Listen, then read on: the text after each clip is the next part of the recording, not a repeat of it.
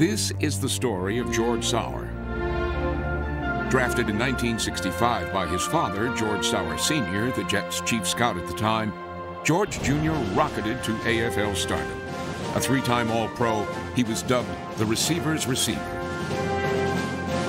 We had quick ways of breaking a pattern and giving a signal here and there, and George was brilliant at that.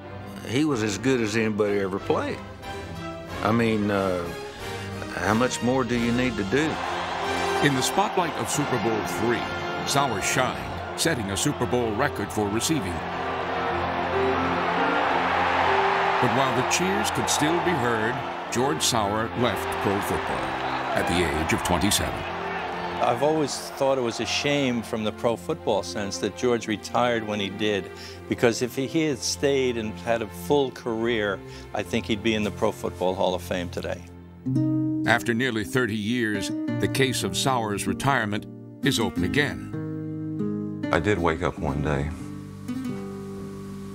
and realized I couldn't play football anymore.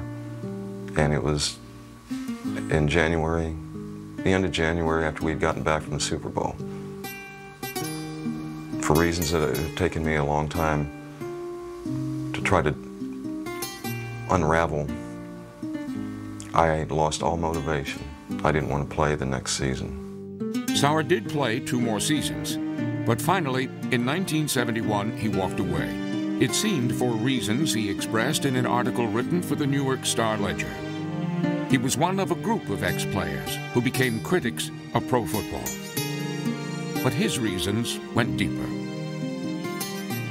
The first thing was that I was given a scholarship to the University of Texas when I was born. My father was played at University of Nebraska under D.X. Bible, and D.X. Bible was the athletic director at University of Texas when I was born. He sent a letter to my dad and said, we'll have a uniform waiting for him in 1961. I mean, he got the date right and the year right and everything. When I finally decided on the University of Texas, my mother brings out this letter that's 17 years old and shows it to me.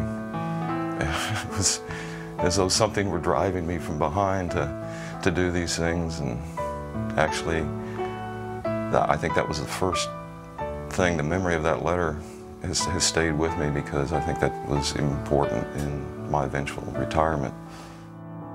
I was trying to find my own way. I didn't always want to be my father's son. I wanted to be not George Jr., but I wanted to be myself. To be himself, George turned to writing. I think Norman Mailer said, sometime you discover truth at the end of your pen. So some ways writing is discovering something. It's a way of bringing something out of yourself. That's truth about yourself.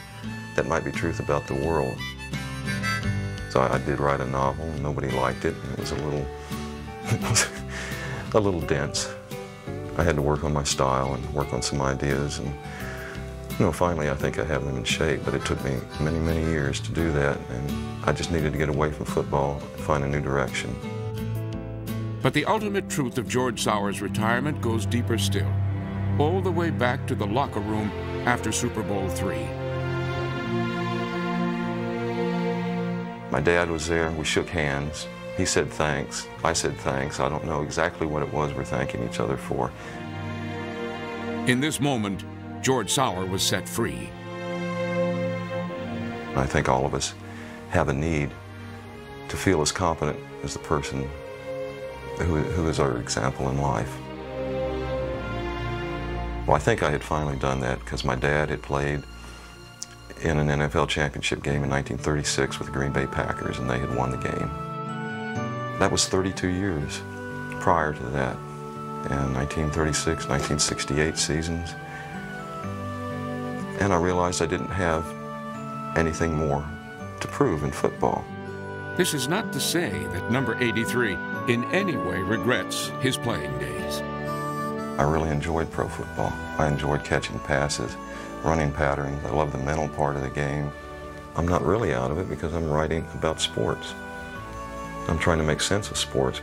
Maybe it was necessary for me to do that, to develop a couple of ideas that I have and finally get them out and throw that into the throw that into the river and see where it goes.